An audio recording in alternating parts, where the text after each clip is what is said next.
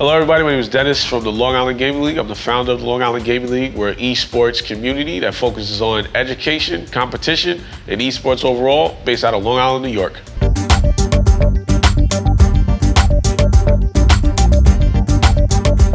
The Long Island Gaming League kind of got started in 2019.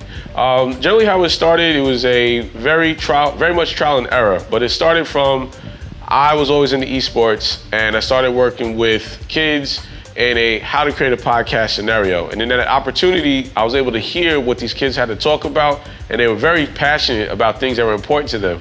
So listening to what they were saying and seeing what was going on in the esports industry around that time, it started to blow up.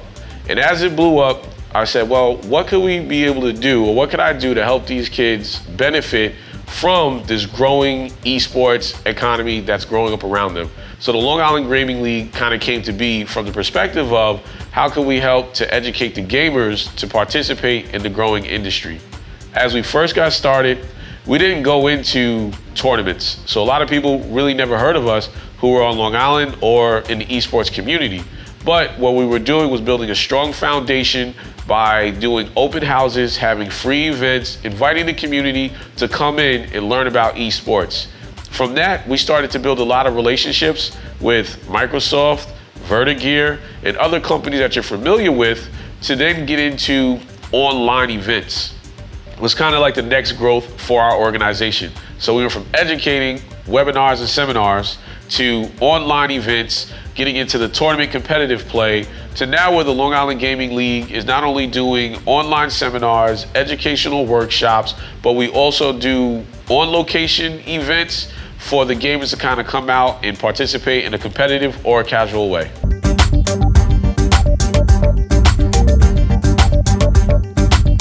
So you may be thinking, was it all easy? No, it definitely wasn't.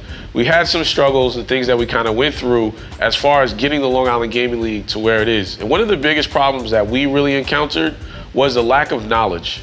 And you would think that everybody is somewhat familiar with esports, but there was a big disconnect. Anybody in esports knew about esports, but it was tournaments. And we didn't really do tournaments. And anybody who didn't know about esports were parents or kids, and they either knew about tournaments or they just didn't like video games.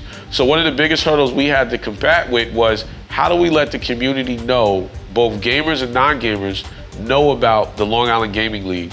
And what we tried to do to solidify that is we started to buckle down as a team, and we really figured out, well, why were we doing it? And the reason why we were all doing it is because our love of esports and the future that it has. That was the first thing we did. After we realized that, the second thing we did was, how do we let other people know? So just telling somebody or running advertisements and things of that nature didn't really work for us. What worked for us was going out, meeting people, shaking hands on an individual level, and letting them know who we are and what we were about. And that was something that was very, very useful and has led us to a lot of success by visiting the community, talking to the parents, welcoming people in, and if not the community, going up to somebody and generally talking to them was how we've been able to grow our business and how we got over people not knowing who we were as a league, for people really knowing who we are as an esports, not just as a company, but as a community, is something that we utilize to get to where we are today.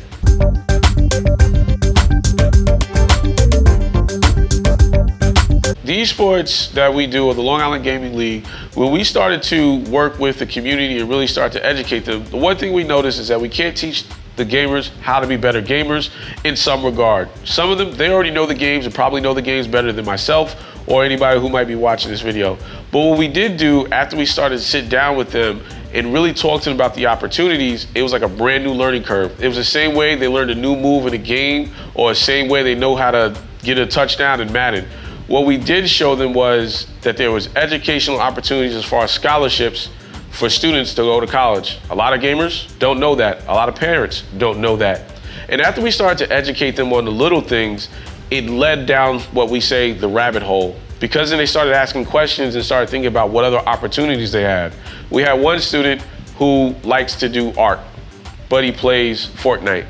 So you may be thinking, well, what was the parallel? And this is something that we started to learn as we continue to talk to the students on a deeper level, is that, well, in Fortnite, there's different skins. And some of you parents may already know, you're buying them all the time. But for a student who's young, who's artistic or has the skill for art, can go to college for art, or can emphasize on his art and become digital art designer, and then can now have his clothing or his designs featured in a game that he plays. Now, that again is not a conversation that is often had with kids, but when we had that conversation, to see how much his mind just blew up, we started to realize we're really onto something, and that continues to be our passion, to where how can we expose them or make video games more relatable to the students on an individual level as far as what they like as a passion outside of gaming, and how they can utilize that to continue in their life endeavors. As the industry continues to grow, there's definitely growth that the Long Island wants to do as a company, as well as being able to see other individuals do that are in the same esports ecosystem as us. What we would like to do is we would like to continue to build our brand and work with local LAN and gaming centers throughout Long Island, New York, or abroad. Is something that we would like to be able to do to kind of continue to foster an ecosystem that is both supportive to the two aspects of gaming. One, it's where they play, and two, how they play and who they compete with. So any organization that we tend to work with, that's how we want to grow, by building a strong foundation with like-minded organizations, particularly those that may have a facility for students to play in or play out of. For any other organization that we may encounter, what we would like to see in the organization would be more collaboration in a whole.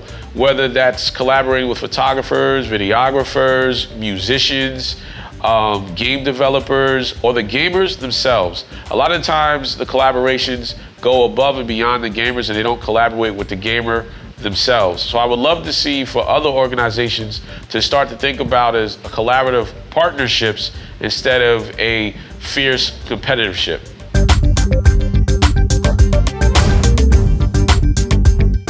Again, my name is Dennis Buchanan from the Long Island Gaming League, and you're watching Movers and Shakers on the Lab Video Game TV. Our game is never over.